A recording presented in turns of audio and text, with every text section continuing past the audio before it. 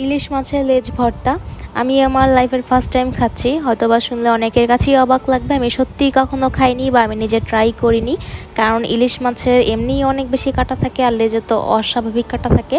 কখনো ভয়ে ট্রাই করিনি, আর কখনো মাওয়া গিয়েও খাওয়া হয়নি, যেটা সবাই খেয়ে থাকে।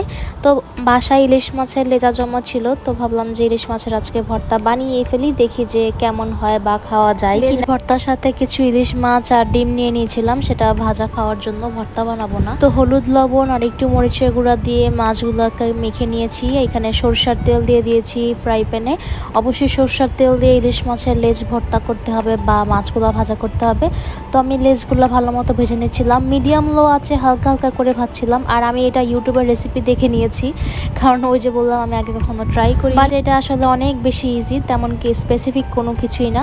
তো আমি লেজগুলো উল্টে পাল্টে ভালো মতো ভেজে নিচ্ছি। মাছ ভাজা হয়ে গেলে এখানে আমি সরষের তেলের মধ্যে 5-6টা শুকনা মরিচ আর 1 কোয়া রসুন ভেজে নিব। আচ্ছা, ঝালের পরিমাণটা যে যেমন খান সেভাবে দিতে হবে। কেউ চাইলে আরও বাড়িয়ে শুকনা মরিচ নিতে পারে, বা কেউ চাইলে রসুন না অ্যাড করলেও পারে। তো আমি এখানে খুন্তি দিয়ে চেপে দেখছিলাম রসুনটা সিদ্ধ হয়েছে কিনা। তো এখন আসছে হচ্ছে মোস্ট টিপিক্যাল একটা পার্ট, ইলিশ মাছের কাটা বাছতে হবে। আর এর আগে আমি কিছু কাঁচা পেঁয়াজ কুচিয়ে নিয়েছিলাম। সবচেয়ে টিপিক্যাল একটা পার্টে এখন চলে আসছি, মাছের কাটাগুলা বাছা। আসলে কাজটার থেকে ভয় হচ্ছে যে যদি খেতে গিয়ে গলায় আটকে যায় বা গলাতে বেজে যায়, তখন হচ্ছে বিপদ হয়ে যাবে, এই ভয়টাই পাচ্ছিলাম। মানে এগুলা দেখছিলাম, আমি কখনো ইলিশ মাছের লেজ খাই না, আমাদের বাসায় কখনোই না। তো অনেক ভয় লাগছিল যে কীভাবে কী করব। তো দেখা যায় শেষে এক পর্যায়ে আমার এই রান্না করতে করতে প্রিন্স বাসায় চলে আসে। তো ওকে বলি যে তুমিও একটু হেল্প করো, তা না হলে সারা রাত লাগবে আমার। এর ফাঁকে আমি ওকে একটু বসিয়ে দিয়ে এখানে পেঁয়াজ আর রসুনগুলো হাম্বল দিস্তাতে একটু ছেঁচে নিচ্ছিলাম।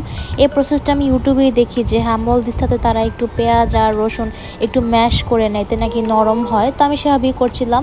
আর এই যে হচ্ছে অবস্থা, মানে কাটা বাছতে বাছতে দুজন হাত লাগিয়ে প্রায় অনেকক্ষণ লাগে, অনেক ধৈর্য নিয়ে করি এই কাজটা, অনেক ধৈর্য নিয়ে করা লাগে, তা না হলে কিন্তু প্রচুর ডেঞ্জারাস। তারপরেও শুকনো মরিচগুলো মেখে দিচ্ছিল। আমি যেহেতু মরিচটা ডলি না বা মরিচ দিয়ে কোনো কাজ আমি সহজে করি না, যেহেতু আমার ছেলেকে নিতে হয় বারবার। আর এখানে একটা জিনিস অ্যাড করা লাগে, সেটা হচ্ছে সেই মাছ ভাজা সরিষার তেলটা। তো পেঁয়াজ, শুকনো মরিচ, মাছগুলো ভালো মতো মিক্স হয়ে গেলে এখানে মাছ ভাজার তেল আর শেষে কিছু ধনে পাতা দিয়ে ভালো মতো প্রিন্স এখানে মেখে দিচ্ছিল। আর আমাদের আরেকটু লবণ প্রয়োজন ছিল, যেহেতু এক্সট্রা অনেকখানি কাঁচা পেঁয়াজ অ্যাড করেছিলাম, তো পরিমাণ অনুযায়ী আমি আরেকটু লবণ অ্যাড করে দিলাম। তো এই তো আমার ভর্তার একদম রেডি। আমি একটু গোল গোল করে মেখে তারপর হচ্ছে প্লেটে ডেকোরেট করছিলাম, সুন্দর লাগছিল দেখতে। উপর থেকে আরেকটু তেল দিয়ে দিই, মাছ ভাজার তেলটা মাস্ট, এটা দিয়ে মাখার পর মনে হয়েছে যে টেস্ট আরও বেড়ে গেছে। তো এই ছিল ইলিশ মাছের লেজ ভর্তার একদমই সিম্পল একটা রেসিপি। সবাই ভালো থাকবেন, নেক্সট কোনো কুকিং ব্লগে আবার কথা হবে, টাটা।